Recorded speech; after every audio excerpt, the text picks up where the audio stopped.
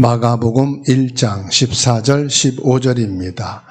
요한이 잡힌 후 예수께서 갈릴리에 오셔서 하나님의 복음을 전파하여 이르시되 때가 찼고 하나님의 나라가 가까이 왔으니 회개하고 복음을 믿으라 하시더라. 아멘. 마가복음은 내용이 상당히 역동적으로 기록되어 있습니다. 다른 복음서는 예수님의 축복, 출생 과정, 어린 시절 이렇게 기록되지만 마가복음은 막바로 하나님의 아들 예수 그리스도의 시작이라 하시면서 예수님이 세례를 받으시는, 그리고 광야에 이끌려 가셔서 사탄에게 시험을 받으시는 현장, 그리고 오늘 말씀은 갈릴리에서부터 예수님의 공생의 사역이 본격적으로 시작되어지는 내용으로 역동성 있게 전개되어지는 것을 보게 됩니다. 25년도에는 주일 오전 예배 강단 말씀을 마가복음을 통해서 계속 인도받게 될 겁니다. 오늘 14절, 15절은 예수님의 공생의 시작을 알리는 중요한 내용입니다. 오늘 9절은 회개와 믿음이라는 두 핵심을 주제로 담고 있죠. 이는 성경 전체를 관통하는 중요한 가르침이다 볼 수가 있고요. 우리가 이 땅에서 신앙생활 하는 중에 이 두 가지, 회개와 복음을 믿는 믿음, 이것이 우리에게 처음부터 제대로 확립이 되어야 여러분의 믿음이 흔들리지 않고 바르게 세워져 나가게 될 것이고, 이것을 바탕으로 해서 내가 참 전도 제자로 세워지고 세계복음화의 주역이 되고 우리 자녀와 후대들이 정확한 그리스도의 복음 안에 참된 구루터기로 렘넌트로 세워지는 응답 받게 될 것입니다. 오늘 15절에 예수님께서 회개에 대한 말씀을 주시죠. 회개하고 복음을 믿으라. 여기에서 회개하라 하는 말은 헬라어에 보면 메타노에오라고 하는 단어가 있어요. 이 말의 의미는 어떤 일에 대해서 후회한다는 의미입니다. 다시 말씀드리면 사람의 마음을 바꾸어서 윤리적으로 종교적 행위의 변화를 일으키는 의미로 회개에 대해서 말씀하고 있어요. 우리가 회개 그럴 때는 가장 기초적인 것이 윤리적인 부분이죠. 윤리적인 부분이라고 말할 때는 옳고 그름을 말할 수 있어요. 그리고 누구인가에게 피해를 준다든지 아니면 강도짓, 절도짓, 범행하는 부분에 대해서 윤리적인 기준을 말합니다. 그리고 종교적인 내용도 있어요. 선한 양심이라든지 이웃과 불우한 사람들을 위한 희생과 헌신이라든지 이런 윤리적이고 종교적인 회개도 있습니다. 그러나 오늘 말씀에서 예수님이 선포하신 회개는 헬라어로 메타노이아라는 의미를 갖고 있습니다. 이 메타노니아라는 의미는 죄로부터 하나님께로 돌이켜 구체적으로 변화되어지는 것을 의미합니다. 다시 말씀드리면 회개는 단순히 윤리적, 종교적 죄를 뉘우치고 깨닫는 것을 넘어서서 우리 마음의 삶과 방향의 근본을 바꾼다. 다시 말하면 예수님은 죄인을 불러 회개시키러 오셨다는 것을 말씀해요. 누가복음 5장 32절에 말씀하셨습니다. 내가 의인을 부르러 온 것이 아니요 죄인을 불러 회개시키러 왔노라. 예수님은 의인을 부르기 위해서 온 게 아니라 죄인을 불러 회개시키기 위해서 오셨다 말씀합니다. 누가복음 15장 7절에는 내가 너희에게 이르노니 이와 같이 죄인 한 사람이 회개하면 하늘에서는 회개할 것 없는 의인 99으로 말미암아 기뻐하는 것보다 더하리라. 의인 99명보다 죄인 한 사람이 돌아왔을 때 천국에서는 이게 더 큰 일이다 말씀하고 있는 거예요. 다시 말씀드리면 이 죄는 뭔 죄를 말하느냐? 창세기 3장 4절로 5절. 하나님의 언약의 말씀을 사단의 유혹을 받아 범죄함으로 하나님을 떠나게 된 원죄를 말하는 거예요. 윤리적으로 종교적으로는 이 원죄에 대한 부분은 알지도 못하고 말해도 이해도 할 수가 없어요. 종교인들은 원죄 그러면은 그게 무슨 죄냐 이렇게 말합니다. 성경에서만 밝히고 있는 것이 뭐냐? 하나님을 떠나 있는 죄를 말하는 거예요. 로마서 3장 23절에 모든 사람이 죄를 범하였음에, 이 말은 너 주머니 털어서 먼지 안 나느냐? 그런 뜻이 아니에요. 사람이 어떻게 죄를 안 짓고 살 수 있느냐? 그런 의미가 아니라니까요. 근본부터 하나님을 떠난 상태로 태어난 원죄가 있다. 이걸 말씀하는 거예요. 하나님을 모르고 하나님을 믿지 않는 그 죄가 성경에서는 가장 큰 죄다. 이 죄인 한 사람이 예수 그리스도를 믿고 하나님을 만나는 것이 천국에서는 가장 큰 일이다.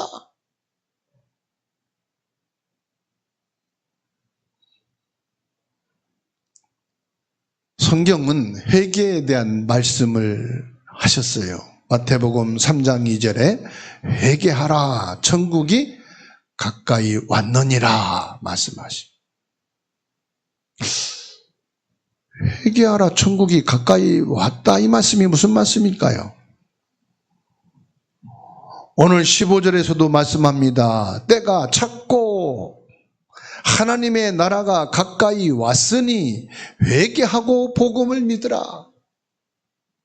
여기에서는 공간, 시간에 대한 의미를 두고 있는 거예요.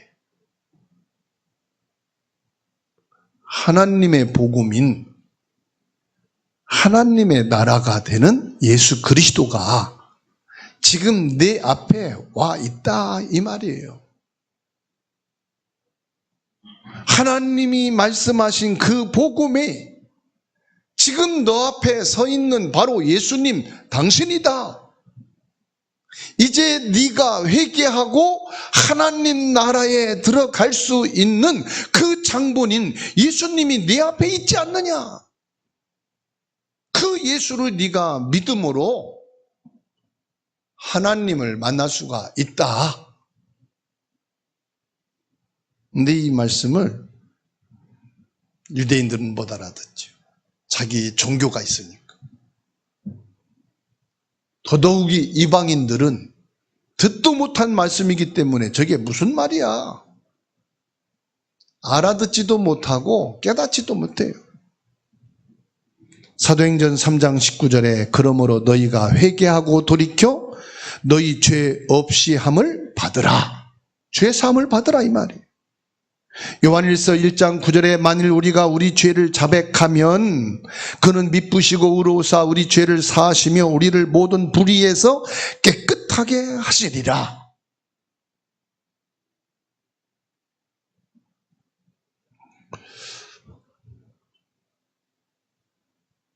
죄 중에 가장 큰 죄가 하나님을 안 믿는 죄예요. 회개 중에 가장 중요한 회개가 뭐냐? 하나님을 알고 믿는 거예요. 그러면 회개의 기준이 뭘까요? 우리 생각대로 감정대로 회개하면 안 돼요. 누가복음 17장 3절 말씀 보시기 바랍니다. 너희는 스스로 조심하라. 만일 내 형제가 죄를 범하거든 경고하고 회개하거든 용서하라. 회개의 기준이 뭐냐? 참으로 깨닫고 회개하면 용서해 주는 거예요. 난 아직도 정리가 안 됐어. 내가 용서할 준비가 안 됐어. 그러니까 지금 회개하지 마. 가끔 보면은 사람들이 그런 분들이 있어요. 아직 난 감정도 정리가 안 됐고 용서해 줄 준비가 안 됐으니까 회개하지 마. 사과하지 마. 그러죠. 가끔 부부싸움 하다가 그런 경우도 있죠. 회개하지 마. 잘못했다고 하지 마. 아직 나는 받아들일 준비가 안 됐어. 그러고. 근데 이 누가복음 17장 3절에서는 뭐라고 말씀해요? 내 형제가, 이 말은 내 아내가, 내 부모가, 내 자식이, 내 친구가 이 말이거든요. 죄를 범하거든 경고하고 그걸 받아들이고 회개하면 뭐해라? 용서해줘라. 난 아직 준비가 안 됐어도 우리는 하나님의 말씀을 믿는 사람이니까 말씀에 근거해서 용서해줘라. 아시겠죠? 참으로 깨닫고 용서를 빌면 용서해 주시기 바랍니다. 난 아직 용서할 준비가 안 됐다고 거부하지 마시고. 예수님은 자신의 죄를 뉘우치고 하나님께 돌아오는 것에서 한 걸음 더 나아가 뭐라고 말씀하죠? 복음을 믿으라. 오늘 14절에서 보면 하나님의 복음을 전파하여 그랬습니다. 이 복음은 하나님으로부터 시작됐다. 복음의 기원이 뭐냐? 하나님께 있다는 거예요. 그래서 마태복음 4장 23절에 천국 복음이라고 말씀했지 않습니까? 오늘 마가복음 1장 1절에 복음 그랬어요. 복음이란 말은 헬라어로 유앙겔리온이라고 말합니다. 이 유앙겔리온이란 말은 복음의 시작이다 이 말이에요. 예수님의 사역의 시작을 마가복음에서 기록하면서 하나님의 복음 전파를 지금 강조하고 있는 거예요. 예수님이 오신 목적은 어느 족보에서 오셨고 어떻게 태어나셨고 어떻게 자랐고 이것도 중요하지만 예수님이 오신 주 목적은 뭐다? 복음의 기원인 하나님의 복음을 전하기 위해서 오셨다. 예수님의 주 사역은 뭐다? 하나님을 떠난 우리의 원죄를 해결하고 흑암의 세력에서 나를 해방시키고 영원한 지옥 배경에서 나를 구원하신 이 복음을 위해서 예수님이 오신 것이다 하는 것을 14절에서 하나님의 복음 이렇게 말씀하신. 그래서 마가복음에서 그리스도의 말씀은 핵심이 뭐냐? 예수님께서 하늘 보좌를 버리시고 이 땅에 오신 목적을 정확하게 명시하고 있는 거예요. 뭐 때문에 왔느냐? 하나님의 복음을 위해서 오셨다. 예수님께서 오늘 선언합니다. 뭐라고 말씀합니까? 때가 찼고 시간적인 것을 지금 말씀하는 거예요. 가까이 왔으니. 로마서 8장에 뭐라고 말씀합니까? 하나님의 말씀은 멀리 있는 것이 아니라 내 입에 있고 그 말씀을 네 마음으로 믿어 입으로 시인하여 구원에 이르느니라. 예수님이 하나님 말씀하신 복음대로 여자의 후손으로 오셔서 이사야 7장 14절 성령으로 마태복음 1장 21절로 23절 지금 오셔서 네 앞에 있다. 이제는 거부할 수 없다 이 말이에요. 이 복음을 피할 수 없다 이 말이에요. 받아들여야 된다 이 말이에요. 이 복음인 예수 그리스도를 이제 너희가 믿지 않으면은 구원에 이를 수가 없다. 그 시간적인 개념에 정확하게 말씀하고 있어요. 하나님의 나라, 공간적인 것과 복음 전파의 당위성을 지금 말씀하고 있는 겁니다. 저는 이 말씀을 위해서 마가복음을 묵상하면서 이 마가복음은요 다이렉트로 그냥 복음을 설명하고 복음의 핵심을 증가하는. 그래서 여러 성경 주석들과 원어들을 찾아보면서 얼마나 명쾌한지 말이에요. 복음은 예수 그리스도를 통해 주어지는 구원의 소식이라 말씀합니다. 누가복음 2장 10절 말씀에 천사가 이르되 무서워하지 말라 보라 내가 온 백성에게 미칠 큰 기쁨의 좋은 소식을 너희에게 전하노라. 큰 기쁨, 좋은 소식이라고 말씀합니다. 이사야 52장 7절에 좋은 소식을 전하며 평화를 공포하며 복된 좋은 소식을 가져오며 구원을 공포하며 시온을 향하여 이르기를 내 하나님이 통치하신다 하는 자의 산을 넘는 발이 어찌 그리 아름다운가. 우리에게 큰 기쁨 소식이 뭘까요? 우리 아이들이 학교에 합격을 했다. 좋은 회사에 취직을 하게 됐다. 좋은 소식이지만 큰 기쁨의 소식은 아니에요. 질병에서 치유되고 노임을 받게 됐다. 기쁘지요. 근데 큰 기쁨은 아니에요.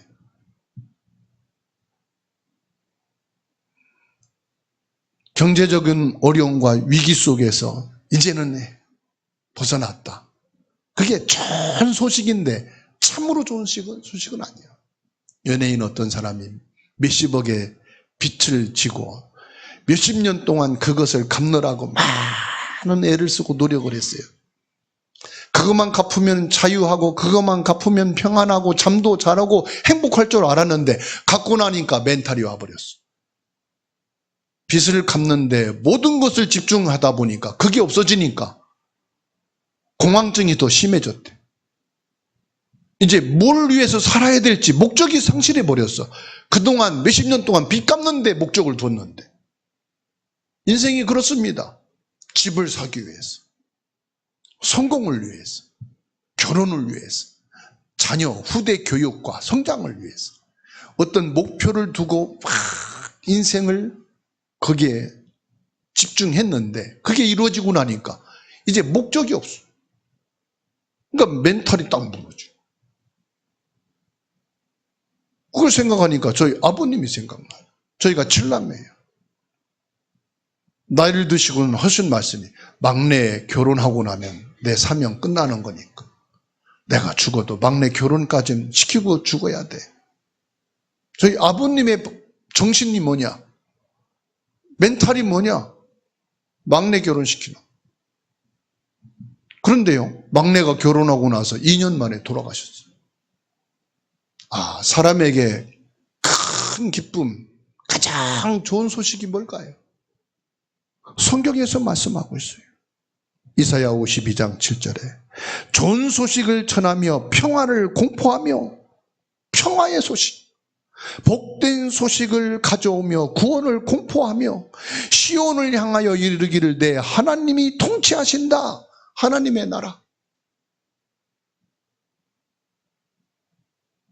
이 복음을 증거하는 발이 아름답다. 이 말씀을 바울 사도가 인용했죠. 로마서 10장 15절에 보내심을 받지 아니하였으면 어찌 전파하리요. 기록된 바 아름답도다. 기록된 바는 그 기록이 이사야 52장 7절을 말하는 거예요. 좋은 소식을 전하는 자들의 발이여 함과 같으니라. 이사야 선지자를 통해서 하나님이 말씀하신 것처럼 이 구원의 소식, 평화의 소식, 하나님이 통치하시는 하나님의 나라의 이 기쁜 구원의 소식을 전하는 자의 발이 가장 아름다운 소식이요 큰 기쁨의 소식이라. 뭐예요? 예수 그리스도가 나를 죄에서 구원하신다는 이 소식, 흑암에서 나를 해방시켰다는 이 소식, 나는 지옥 백성이 아니고 천국 백성이 되었다는 이 소식이야말로 가장 기쁜 소식이요, 이것을 알리는 전도자의 발이 최고의 복된 소식이요 최고의 기쁜 소식이다 이 말이에요. 그래서 복음은 죄에서 벗어나 영생을 얻을 수 있는 유일한 길이요 하나님의 은혜와 사랑을 나타내는 것인 줄 믿으시기 바랍니다. 그래서 이사야 44장 22절에 내가 내 허물을 빽빽한 구름같이 내 죄를 안개같이 없이 하였으니 너는 내게로 돌아오라. 내가 너를 구속하였음이라. 우리의 허물이 빽빽한 구름처럼, 내 죄가 아침에 일어나 안개가 꽉 차가지고 10m 앞에 있는 차를 분간할 수 없을 만큼 껴있는 것이 한순간에 싹 사라지잖아요. 안개가 사라지고 구름이 사라지듯이 하나님이 우리 죄를 그렇게 없이 하시겠다. 그게 복음이다 이 말이에요.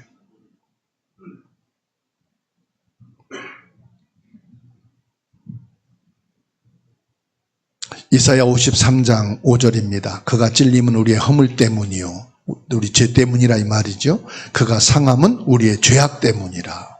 그가 징계를 받음으로 우리는 평화를 누리고 그가 채찍에 맞음으로 우리는 나음을 입었도다. 예수님이 하나님의 복음으로 오셔서 뭐 했다고요? 내 죄를 위해서 고난을 당하시고 내 죄를 위해서 징계를 받으시고 나의 질고를 치유하기 위해서 채찍에 맞으시고, 다시 말하면 십자가의 고난과 죽음을 당하셨다.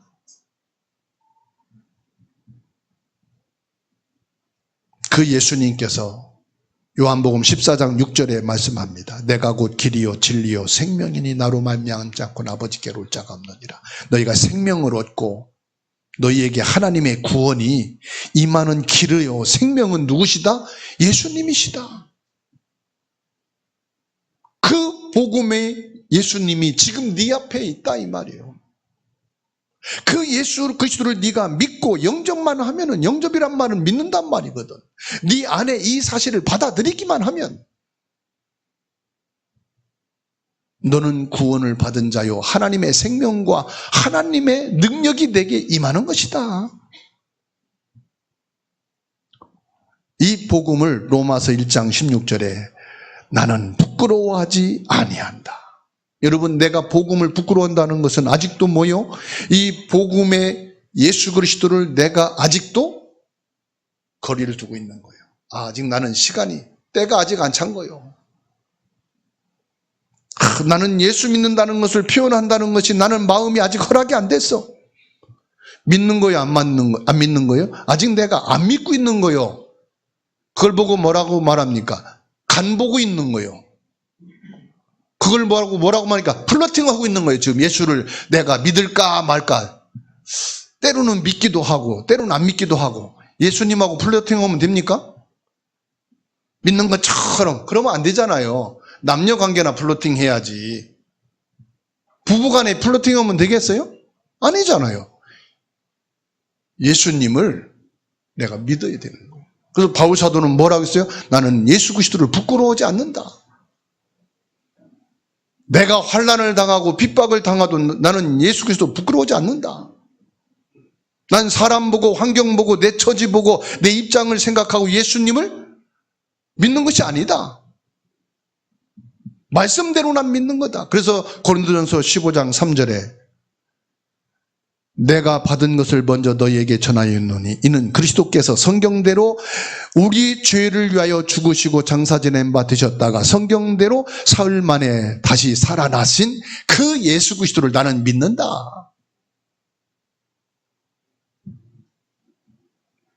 회개하고 이 복음을 믿으면 어떤 결과가 옵니까? 오늘 예수님이 말씀합니다.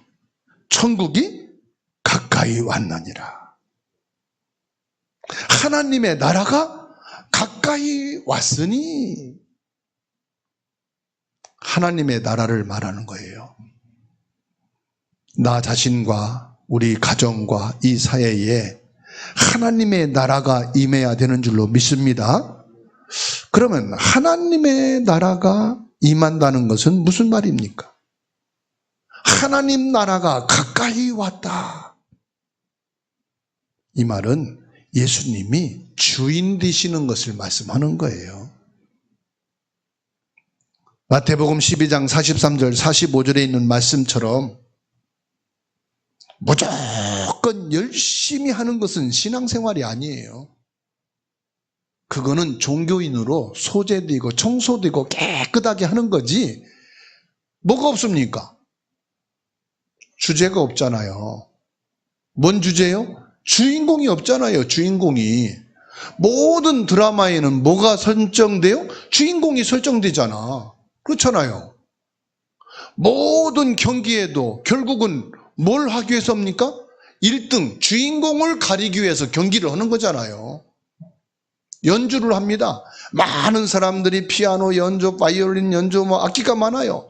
그 연주 대회를 합니다. 하는 이유는 뭐지요? 주인공을 찾기 위해서요. 1등 주인공을 찾기 위해서. 내가 신앙생활을 한다는 것은 신앙생활만 열심히 하는 게 목적이 아니에요. 주인을 찾는 거예요. 그 주인이 뭐냐? 예수님을 내가 주인으로 받아들이는 거예요. 그 주인공이 누구냐? 로마서 8장 2절 죄와 사망에서 나를 해방시킨 것이 복음이고 그게 믿음이다. 나를 죄에서 해방시키고 내가 회개하고 복음을 믿는 그 주인공이 누구냐? 예수 그리스도다 이 말이에요. 그래서 오늘 예수 그리스도를 새로운 시작으로 믿고 시작되기를 주님의 이름으로 축원합니다. 그래서 오늘 말씀 제목이 회개와 복음인데 이것은 동전의 양면과 같은 거예요. 회개 한 일주일 하고 25년은 회개의 연도, 26년도는 믿음의 연도, 그게 아니라 회개와 믿음은 동시에 일어나는 거예요. 회개는 뭐냐? 복음을 받아들이기 위한 준비 과정이에요. 아, 내가 하나님 모르고 살아왔는데, 하나님 무시하고 내가 살아왔는데, 이 복음을 부끄러워하고 살아왔는데 이게 아니네. 내가 진짜 하나님을 믿어야 되겠네. 지금까지 교회를 다니고 신앙생활 했는데 예수님을 나의 주인으로 그냥 따라서 하자고 했고 당연히 예수님을 영접하는 거지라고 했는데 그게 아니라 진짜 예수님을 내 인생의 주인으로 내 모든 것의 주인으로 바꾸는 것이 믿음이네. 이걸 깨닫는 게 회개거든요. 그러면 이 내가 몰랐던 것을 말씀을 듣고 깨달아 회개하는 동시에 하나님은 구원이라는 선물을 내게 딱 주시는 거예요. 그래서 참된 회개는 참된 구원을 전제로 하는 거라.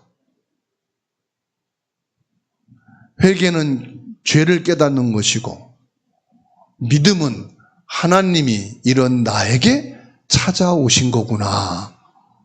나를 구원하기 위해서 나와 함께 내 주인 되어서 함께 하시기 위해서 내게 찾아오신 거구나.